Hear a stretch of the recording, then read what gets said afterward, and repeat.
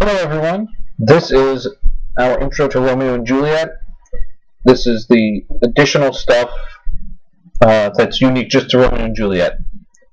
So, this also applies to pretty much every forbidden love story, especially teenage ones. They're all variations of Romeo and Juliet.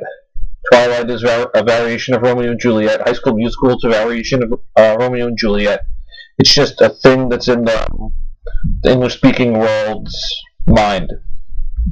So some stuff you should know. Tragedy, that's technically what genre this is. It's a type of drama that's a play which the characters experience a reversal of fortune, usually for the worse. So things are good and then they get bad. Catastrophe and suffering await many of the characters, especially the main one. So bad things happen. So a lot of characters in tragedies have what we call tragic flaws, and not just characters in tragedies, just in the real world too, which is a major or decisive weakness or limitation in someone resulting in the fall of that person. A flaw of someone that leads to their tragedy. That's a tragic flaw. And a tragic hero, most of Shakespeare's plays, most of his tragedies have tragic heroes. A tragic hero is a privileged, noble, high character of repute who, by virtue of a tragic flaw in fate, suffer from a fall from glory into suffering. Now, I've heard it argued that Romeo and Juliet doesn't really follow this tragic hero definition because the characters are young, the characters haven't really done much with their lives, they're not necessarily, in terms of status, superior to us. They're from rich families, but not necessarily noble families. But, okay, just something to think about. Well, my definition of tragedy, not just for a work of literature, but just into wider life. Something that was beautiful and worthwhile is gone. It cannot be recovered, and the world is worse for the loss. That's my definition of tragedy. So some themes and motifs that we're going to explore.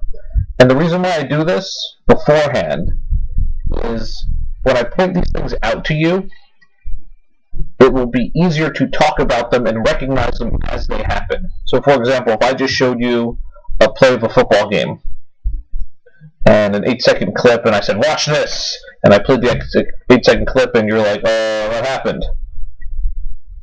I should probably go back and say, "All right, let's replay it, but watch number 42. Watch what he does," and then you find 42, you hit play. You're like, "Oh, wow, that was amazing. I didn't know that was going on." Why? Because you didn't know to look for it. So that's what this is. Here are things to be aware of and look for in the play as they happen. Alright? Destiny and fate, stars, foreshadowing. It's a huge deal in Romeo and Juliet. At what point, how much of our lives are we in control of? How much of our lives is just things that happen to us? There's a lot of talk about stars, which means heaven, but also means like the same thing with horoscopes and things that may or may not happen that are outside of your control. And then, do you even have free will if things are being controlled for you? There's a lot in this play about chance things, luck. I guess that ties really to fortune, but time and timing. How long it takes for things to happen, how the timing of something can mess something up. If it had been a second earlier, a second later, 5 minutes earlier, 5 minutes later, things would have been different. And a lot of these are also relevant to our real lives. Love, especially young love, is love different for young people? Are there different kinds of love? And the answer generally is yes. That puppy love or the love that you have for your favorite fast food restaurant, or that love you have for your favorite musician, the love you have for your parents, are all way different things. So here's some definitions of love. Love, this is the Google definition, an intense feeling of deep affection. That's pretty good, I guess. But I heard someone say this once at a poetry reading. Love is a verb. Verbs are actions. They're not feelings. They're things you do, like to be sorry. You don't just say, "I'm sorry." That's what you do when you're being lazy. To actually be sorry, you have to do stuff.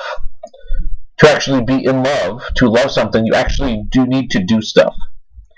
So my rewritten definition from that Google is love is a permanent change of action and of mind due to your deep affection. So your deep affection causes things that you do. Youthfulness, what it's like to be young and kind of carefree and have fun. and operate in the world with that youthful mindset, but that's also contrasted with age. Being old, having seen the world more, having more experience. Actions and choices and their consequences, the things you do and the repercussions they have, whether immediate or in the long term. Acting before thinking and foolishness. And a lot of these all tie together. Doing things without thinking them through, acting on impulse, acting on emotion, and all the stuff that can happen because of that, the good and the bad stuff. Ineffective and irresponsible authority figures. Parents, politicians, people that are supposed to have authority and power and are supposed to be responsible with that authority and power. What happens when they mess up that power? Factional loyalties. A faction is a group. Deep loyalty to your group. And what happens when you then are with people that have deep loyalty to the opposite group and you're all in the same space? What happens then? That's the whole source of the conflict in Romeo and Juliet.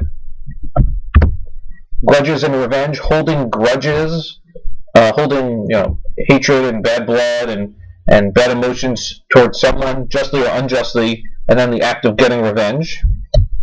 Urban life, just the complexity of living in a city, living in a place that has a lot of people. It's impossible to really avoid people.